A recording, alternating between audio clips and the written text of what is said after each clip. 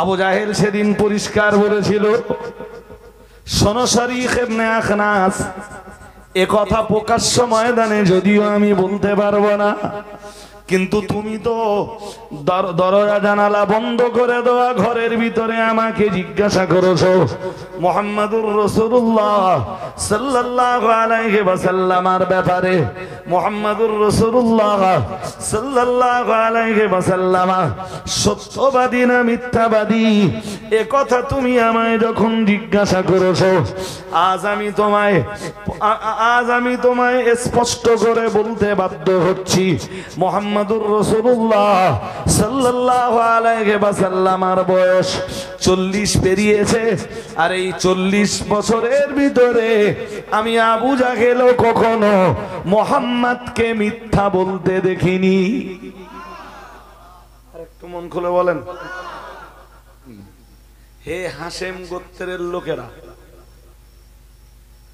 সবাই যখন এলো রাসূল বললেন, তোমরা তোমাদের সামনে পাহাড়ের উপরে যে মুহাম্মদ সাল্লাল্লাহু আলাইহি ওয়াসাল্লামকে দাঁড়িয়ে থাকতে দেখছো, এই মুহাম্মদ সাল্লাল্লাহু আলাইহি ওয়াসাল্লাম এই 40 বছর বয়স হয়ে গেছে, কখনো তাকে মিথ্যা বলতে দেখেছো? কে জিজ্ঞেস করছেন? আওয়াজ নেই আপনাদের। কে জিজ্ঞেস করছেন? বিশ্ব নবী কোথায় দাঁড়িয়ে? পাহাড়ের উপরে। কি জিজ্ঞাসছেন? 40 বছরের ভিতরে মিথ্যা কথা বলতে দেখেছো কখনো?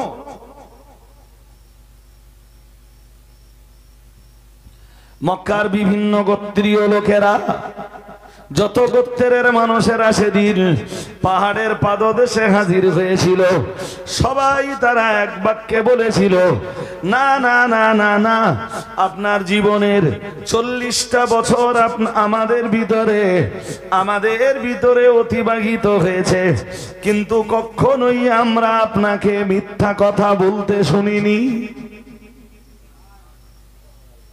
সুবহানাল্লাহ, আসতে হয়ে গেল না? আর একটু মন খুলে বলুন, ক বছর হয়েছে? যে প্রাণীকে আল্লাহ সৃষ্টিগত যে চাহিদাটা দিয়েছেন, সে যদি তার চাহিদাকে অতিক্রম করে অন্য কিছু খায় বা অন্য কিছু অ্যাকসেপ্ট করে, তখন ওই সৃষ্টি জীবের মেজাজ পাল্টে যাবে। মেজাজ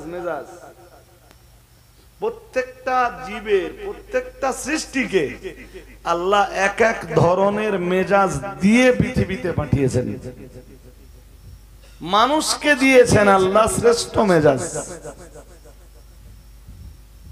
সুবহানাল্লাহ বলুন। যেমন সৃষ্টিতে মানুষ সেরা, মানুষের মেজাজও সেরা, শ্রেষ্ঠ মেজাজ কার?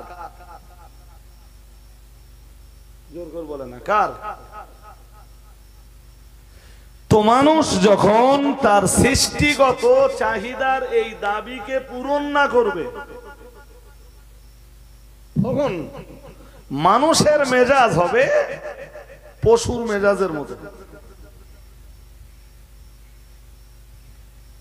আরে ভাই, বাঘে যদি গোশত না খেয়ে ঘাস খায়, তোর মেজাজ বদলাবে। আর ছাগলে যদি লতা পাতা ঘাস না খেয়ে গোশত খায়, ওরও মেজাজ।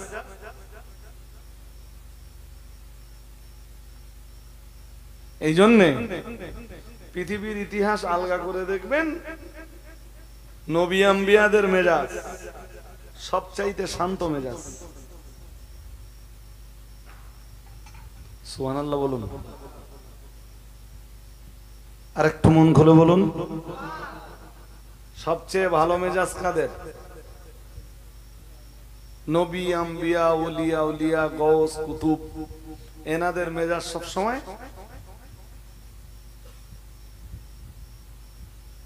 কেন কেন? তারা সৃষ্টিগত চাহিদার যে দাবি, তারা এই সৃষ্টির চাহিদা বা দাবিকে পূরণ করেছে। মানুষ যখনই দেখবেন যে হালাল উপার্জনের আঙিনা ছেড়ে হারামের রাস্তা ধরেছে, আপনার ভাবতে দেরি করলে হবে না যে বাঘে কি খাচ্ছে, বাঘে আর বাঘে ঘাস খাওয়ার মানেই হলো ওর মেজাজ বদলাবে। তো ঠিক মানুষের মেজাজ যাতে মানুষের মতো থাকে, এই কারণেই আল্লাহ মানুষকে রাস্তা দেখাতে যুগে যুগে পৃথিবীতে পাঠিয়েছেন নবী রাসূলদেরকে। তাই নবী রাসূলরা এসে উম্মাতদেরকে যখনই দেখেছেন বিগড়ে যেতে, আরে ভাই এদিকে মন দিলে হবে না তো, একদম এক চিলতা মন বাইরে দেন, আমার কথা শোনেন, শুনলে লাভ হবে। শোয়েব আলাইহিস সালাম, আমি দুটো তিনটে উদাহরণ দেই, এবার বোঝেন। সবগুলো কোরআনে আছে, আয়াত তুলে তুলে বলতে গেলে শুধু সময় যাবে। শোয়েব আলাইহিস সালাম নিজের উম্মাতদেরকে দেখলেন ওজন করে দেওয়ার সময় কম দেয়। কি করে? কোন নবীর উম্মাতরা? শোয়েব নবী নিষেধ করলেন। ওরা শোয়েব নবীকে হুমকি দিয়ে বলল যদি তোমাকে লোকালিটিতে থাকতে হয় তাহলে আমরা যা করছি মেনে নাও।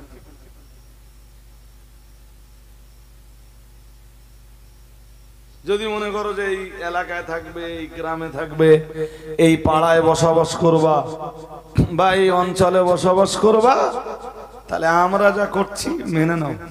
আর যদি মেনে না নাও, এরপরেও যদি আমাদের এই ওজনে কম দেওয়ার বিরোধিতা করো, এ কথা কোরআনের এক দু জায়গায় দেয়নি, আল্লাহ বহু জায়গাতে দিয়েছে। আমি আয়াত ধরে ধরে বললে রাত কেটে যাবে। শোয়েব নবীকে ওরা ডেকে বলল হে শোয়েব, যদি তুমি এরপরও আমাদের বিরোধিতা করো, তাহলে জোর করে আমাদের এলাকা থেকে, এরিয়া থেকে, অঞ্চল থেকে, লোকালিটি থেকে তুমি আর তোমার সমর্থকদেরকে বার করে দেব। হয় আমরা যা করছি মেনে নাও, তাহলে আমাদের সঙ্গে মিলেমিশে থাকতে পারবে। আর তা যদি মনে করো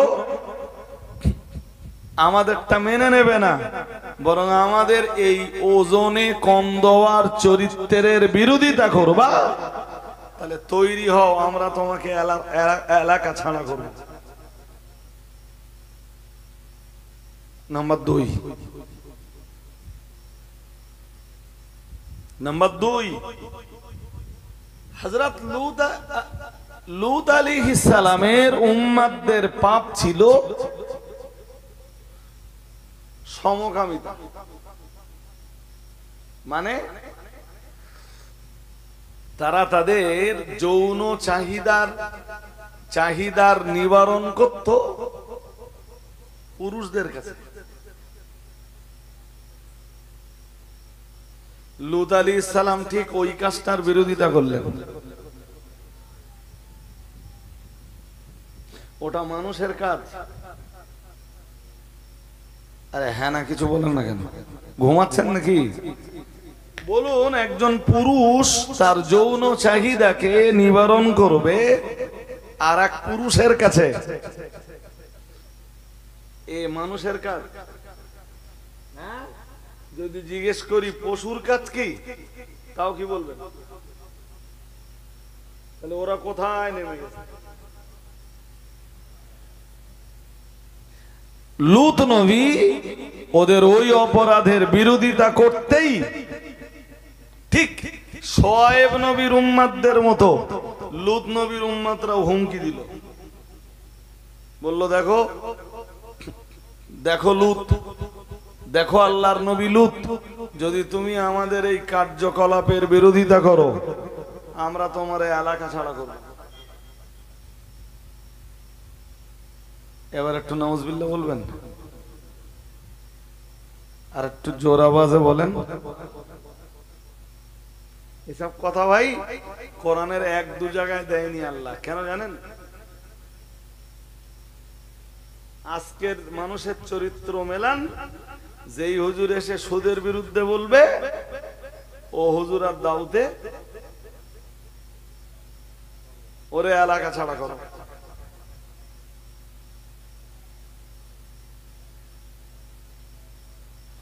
আগের গুলো তো ছিল বেধর্মীদের চরিত্র, আর এই আমি এখন যেটা বলছি এটা বেধর্মীদের নয়, মুসলিম নামধারী কিছু মানুষের চরিত্র।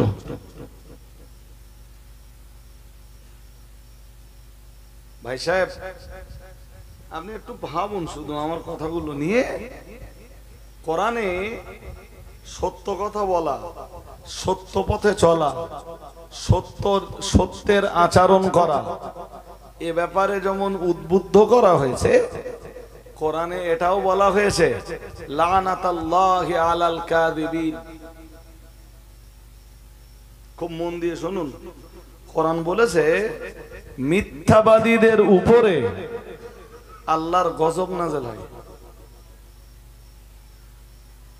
নাউজুবিল্লাহ বলেন না, সবাই বলুন মিলেমিশে, আরো জোর করে বলুন। মিথ্যাবাদীদের উপরে কি নাযিল হয়? আমি দোয়া করলি তারপর গজব নাযিল হবে না এমনি এমনি হবে? আর কথা বলেন, আপনি একটা লোকের দেখলেন যে মিথ্যা কথা বলতেছে আপনার চোখের সামনে, জি, তা আপনি ওর নামে বদদোয়া দেবেন তারপর গজব নাযিল হবে না অটোমেটিক গজব নাযিল হবে? এই কথাটা মুখস্থ করতে করতে বাড়ি যাবেন, এ কোনো হুজুরির বদদোয়া টোয়া লাগবে না। আল্লাহ পাকের কোরআন জানিয়েছে লানাতাল্লাহি আলাল কাযিবিন, মহান আল্লাহ জানিয়েছেন মিথ্যাবাদীদের উপরে আল্লাহর গজব নাযিল হয়। বলুন নাউজুবিল্লাহ, আর একটু জোর করে বলুন।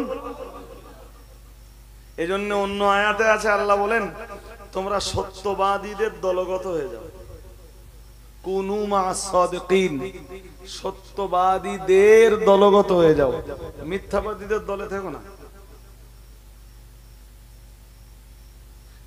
ভাই এসব কথা শুনবার জন্য বলবার জন্য ধৈর্য দরকার। কোরআনের একটা সূরা আছে 29 পারায়,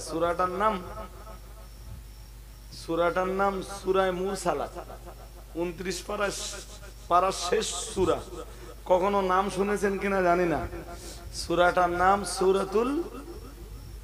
সূরাতুল মুরসালাত। ওয়াল মুরসালাতি উরফা فالعاصفات عصفا والناشرات نشرا فالفارقات فرقا فالملقيات ذكرا عذرا أو نذرا إنما توعدون لواقع فإذا النجوم طمست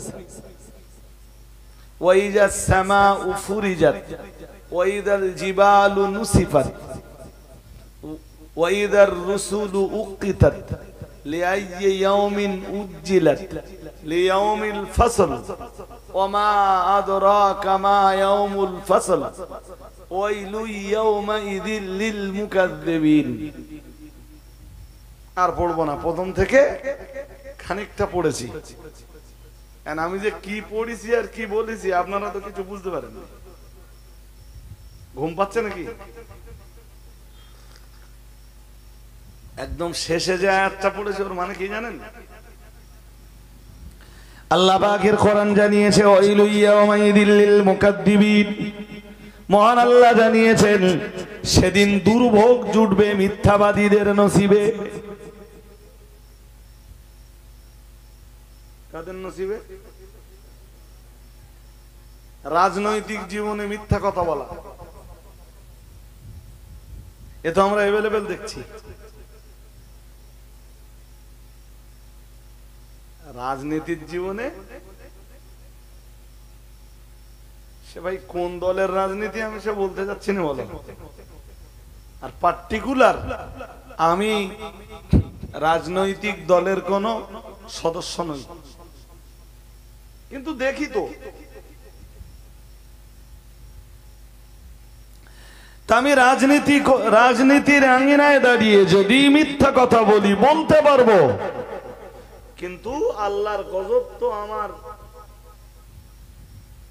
উপরে নাজেল হবে, আর পরকালে আমার জন্য নেমে আসবে দুর্ভোগ, অথবা পরকালে আল্লাহ আমাকে জায়গা করে দেবেন যে দোজকটায়, ওই দোজকের নাম অয়েল।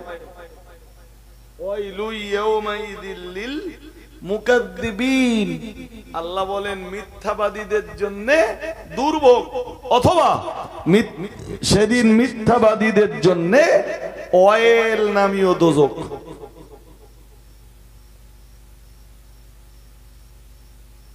কথা এই পর্যন্ত মনে রাখুন।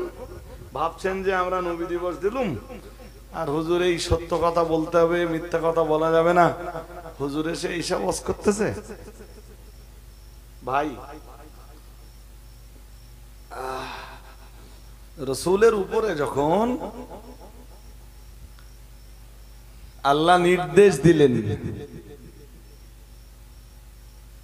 দ্বীনি দাওয়াত দেওয়ার, বয়স রসুলের এজ বা বয়স 40+। খুব মন দিয়ে শোনে।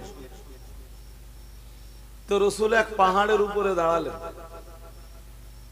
দাঁড়িয়ে আরবের অনেকগুলো গোত্র এবং শাখা গোত্র ছিল, রসুল তাদেরকে ডাকলেন। যেমন ডাকলেন ইয়া বানি লুয়াই, হে লুয়াই গোত্রের লোকেরা, ইয়া বানি কাব, হে কাব গোত্রের লোকেরা, ইয়া বানি হাশিম, হে হাশেম গোত্রের লোকেরা। সবাই যখন এলো রসুল বললেন তোমরা তোমাদের সামনে পাহাড়ের উপরে যে মুহাম্মদ সাল্লাল্লাহু আলাইহি ওয়াসাল্লামকে দাঁড়িয়ে থাকতে দেখছো, এই মুহাম্মদ সাল্লাল্লাহু আলাইহি ওয়াসাল্লাম এই 40 বছর বয়স হয়ে গেছে, কখনো তাকে মিথ্যা বলতে দেখেছো? কে জিজ্ঞেস করছেন? আওয়াজ নেই আপনাদের। কে জিজ্ঞেস করছেন? বিশ্ব নবী কোথায় দাঁড়িয়ে? পাহাড়ের উপরে। কি জিজ্ঞাসছেন? 40 বছরের ভিতরে মিথ্যা কথা বলতে দেখেছো কখনো?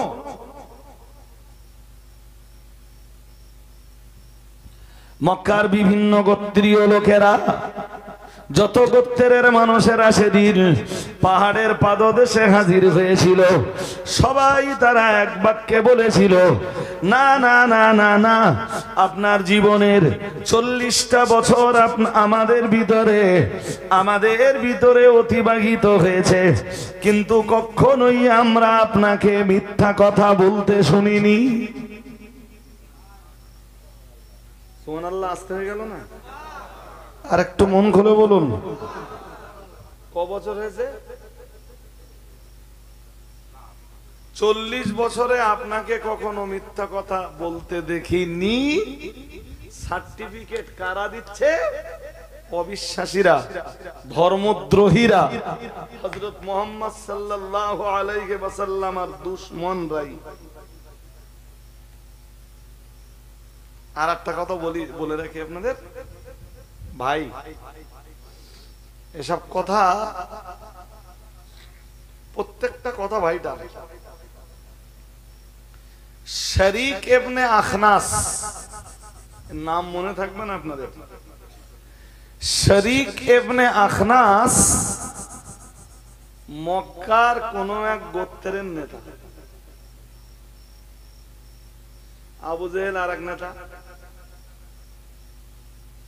দুইজন একদিন একটা ঘরের ভিতরে বসা।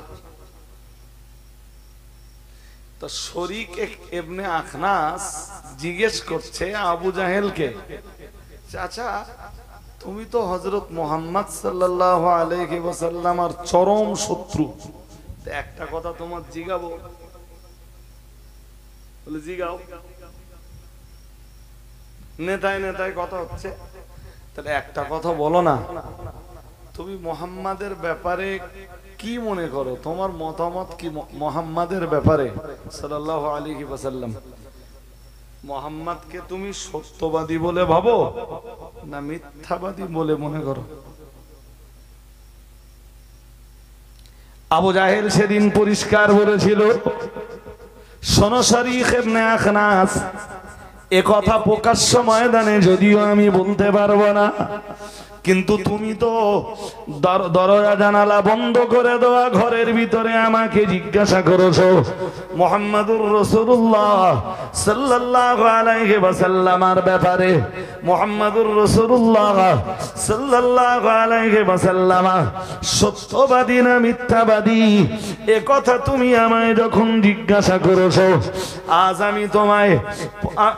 আমি তোমায় স্পষ্ট করে বলতে বাধ্য হচ্ছি, মুহাম্মাদুর রাসূলুল্লাহ সাল্লাল্লাহু আলাইহি ওয়াসাল্লামের বয়স 40 পেরিয়েছে, আর এই 40 বছরের ভিতরে আমি আবু জাহেলও কখনো মুহাম্মদকে মিথ্যা বলতে দেখিনি। আর একটু মন খুলে বলেন, মেনে নেয়নি, আপন জায়গায় থাক, কিন্তু নবী যে সত্যবাদী এটা তো আবু জাহেল বিশ্বাস করেছে। প্রকাশ্যে বিশ্বাস না করলেও মনে তো বিশ্বাসটা ছিল।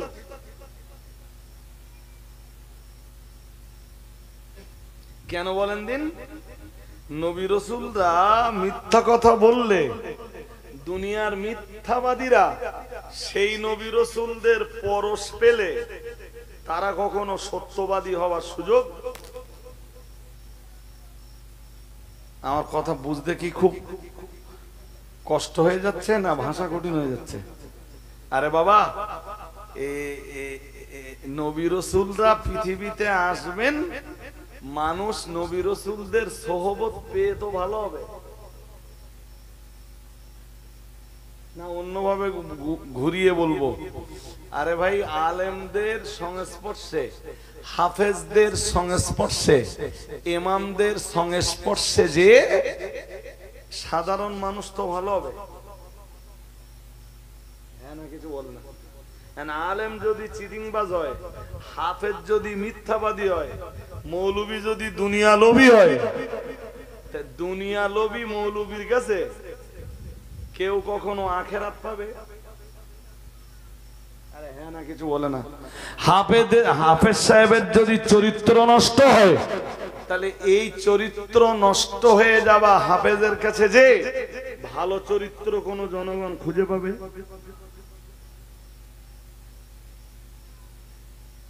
তার পৃথিবীর মানুষদের ভালো মানুষ বানানোর জন্য আসবেন তো নবী রাসূলরা, তো তাদের ভিতরে যদি মিথ্যা বলার অভ্যাস থাকে তো মানুষ তো কখনো ভালো মানুষ হিসাবে গড়ে উঠতে পারবে না। এই জন্য নবীরা গুনাহমুক্ত। সুবহানাল্লাহ বলেন না? নবীদের গুনাহ নেই কেন? যাতে নবীদের পরশে এসে মানুষ ভালো মানুষে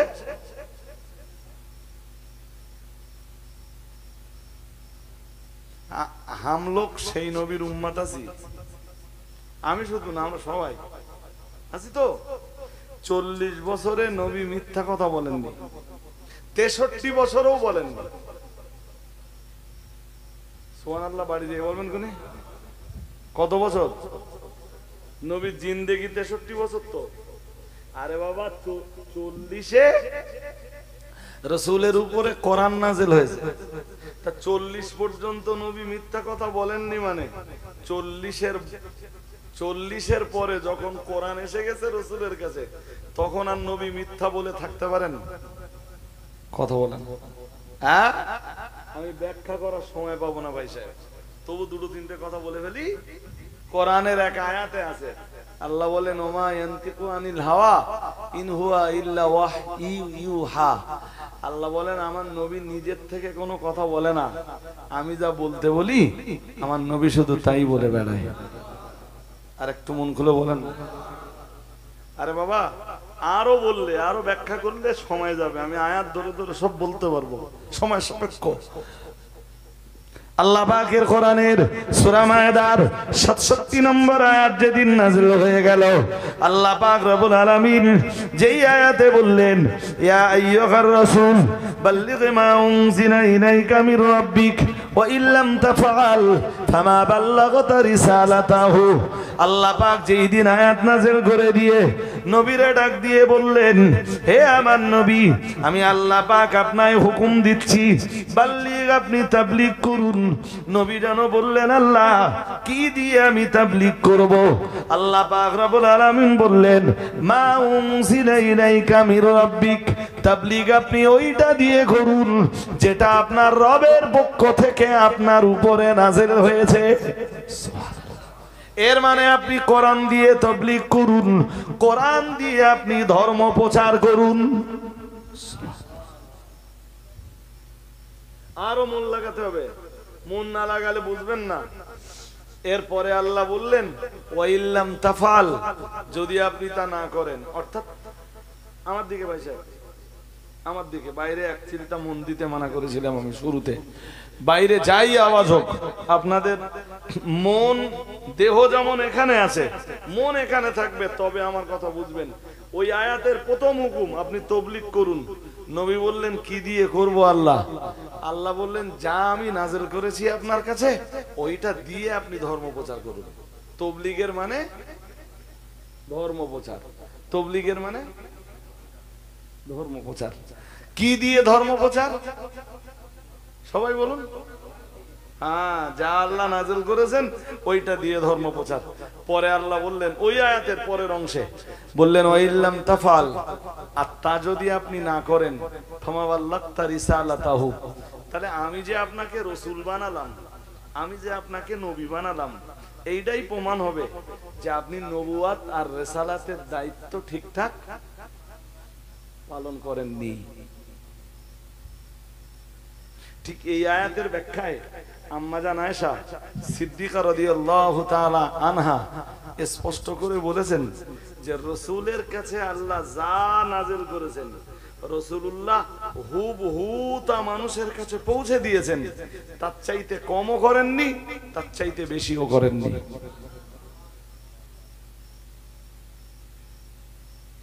কথা শুনছেন নাকি? মৌলবি বলো, এরকম মৌলবু পাওয়া যাবে ভাই, কোরআনের নামে স্টেজে বসে মিথ্যা কথা বলে। সুর করে বললে কোরআনে আছে, সুর করে বললে হাদিসে আছে, আপনার ধরার কায়দা আছে? আরে কিছু বলেন না কেন? হ্যাঁ, আপনি ইউটিউবে বক্তব্য বার করুন, আমি দেখিয়ে দেবো। শত শত না, হাজার হাজার জায়গা রয়েছে যে জায়গাগুলো সুদ দিয়ে বলছে, মানুষের কাছে মিষ্টি লাগছে, বলবার সময় বলছে কোরআনে আছে, বলবার সময় বলছে হাদিসে আছে, অথচ তা কোরআনও নয়, হাদিসও নয়। সুর আছে, আওয়াজ আছে, কণ্ঠ ভালো আছে, জি, দাওয়াত করতে গেলে 15,000 টাকার নিচে ফিস বলবেন। হুজুর কত দিতে হবে আপনার? তাহলে 1015 টাকা দেবেন কোনি। অথচ নবীর আদর্শ কি? নবীর আদর্শ ছিল এইটা, যা আল্লাহ নাযিল করেছেন হুবহু তা মানব জাতির কাছে পৌঁছে দাও, না তাতে কিছু কম আর না তাতে কিছু। সুবহানাল্লাহ বলবেন, আর একটু মন খুলে বলবেন। জি, আপনি বলবেন হুজুর এরা আলেম নয়, আমি বলছি না ভাই, এরা আলেম না। এরা যদি আলেম হতো তো অন্তত কোরআনের নামে মিথ্যাটা বলতো না। এরা আলেম হলে হাদিসের নামে মিথ্যাটা। সবচেয়ে আমার বেশি কষ্ট হয় তখন, এ ভাই সাহেব কি ঘুমিয়ে পড়েছ নাকি? ভাই সাহেব কি ঘুমোচ্ছ? হ্যাঁ, আমি এত কষ্ট করে শুধু মানুষের চরিত্র গঠনের উপরে রসুলের যে ভূমিকা ছিল সেই ভূমিকা নিয়ে কিছু কথা শোনাচ্ছি।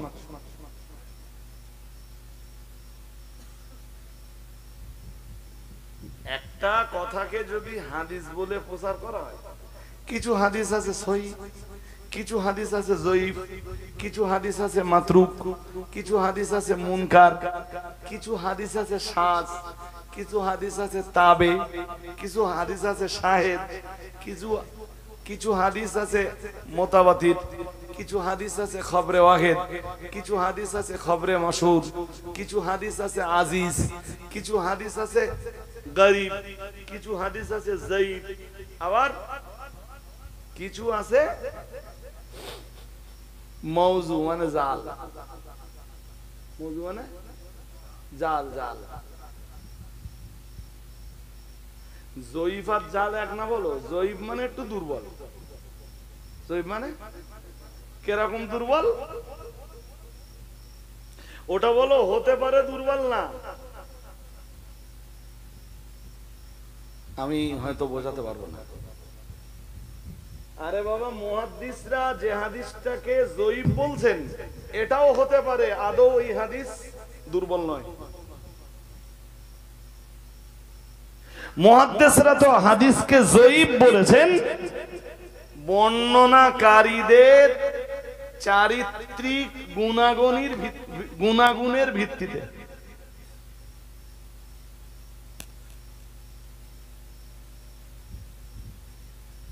আমি এই কথা যদি এখন বোঝাতে যাই তো আলাদা আমার আরো আধা ঘন্টা সময় লাগবে হয়তো, আমি তা বোঝাতে চাচ্ছি না ভাই সাহেব।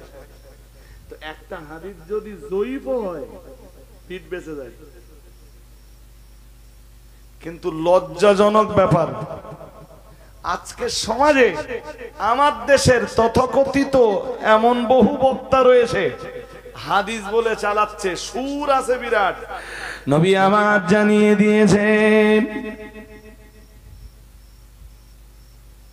এরপরে আরবি কোনো এবারাত নেই সেখানে। ওই নবী আমার জানিয়ে দিয়েছেন বলে এবার টান দিতে শুরু করলে, আর মিষ্টি কথা মানে বাংলা একটা কথা আছে ভাই, কথাটা হলো মিশ্রিত ছুরি, মানে গা কেটে যাবে তবুও মিষ্টি লাগবে, কেটে যাবে রক্ত বেরোবে তবুও। এসব কথা শুনে বলো ঈমান চলে যাচ্ছে, এরপরও কি লাগতেছে? তা মিষ্টি লাগবে না, সুদ যাচ্ছে তো, ছুরিটা তো মিশ্রিত। আমি কেন বলছি বলেন দিন, শুধু ওইটুকু কথার ভিত্তিতে আম্মা আয়েশা বলেছেন যে রসুলকে আল্লাহ যে দায়িত্ব দিয়েছেন রসুলুল্লাহ হুবহু মানুষের কাছে তা পৌঁছে দিয়েছেন, বেশিও করেননি। সুবহানাল্লাহ বলেন আরেকটু। কেন করেননি? কম কেন করেননি? কম এজন্য করেননি, কম করলে ওরে আরবিতে বলা হবে কিতমান। কিতমানের বাংলা মানে গোপন করা। আল্লাহ যা দিয়েছেন তার কিছু অংশ গোপন করেছেন, এটা প্রমাণ হবে। আর বেশি যদি করেন,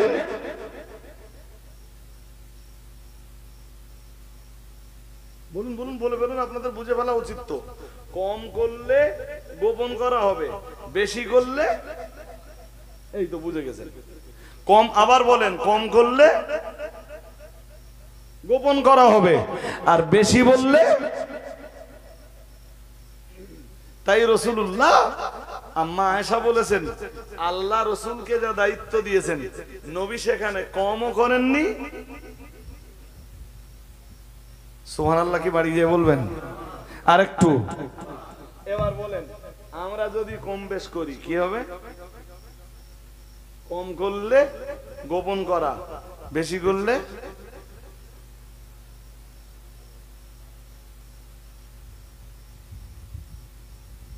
আমরাই যদি মিথ্যা কথা বলি, তাহলে আমাদের পরশে আপনারা যারা আসবেন, আপনারা কখনো সত্যবাদী হিসাবে পরিচিত হতে পারবেন? আর মানুষের কাছে পরিচয় দরকার নেই, সত্যবাদিতার যে চরিত্র, এই চরিত্রটা আপনাদের ভিতরে কখনো জায়গা পাওয়া সম্ভব?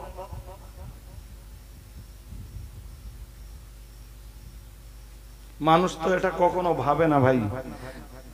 জি, আমি বহু মজলিসে বলেছি, আজও বলছি, এসব দেখে বাংলা জুড়ে এসব জিনিস দেখে দেখে আমার মাঝে মাঝে মাঝে মাঝে মনে হয়, আপনি হয়তো বলতে পারবেন কি মনে হয়, ওটা পরে বলছি, হয়তো বলতে পারেন হুজুর আলেমরা এইভাবে এইভাবে দিনকে বিক্রি করছে পয়সার বিনিময়ে। আমি বলছি ইয়েস।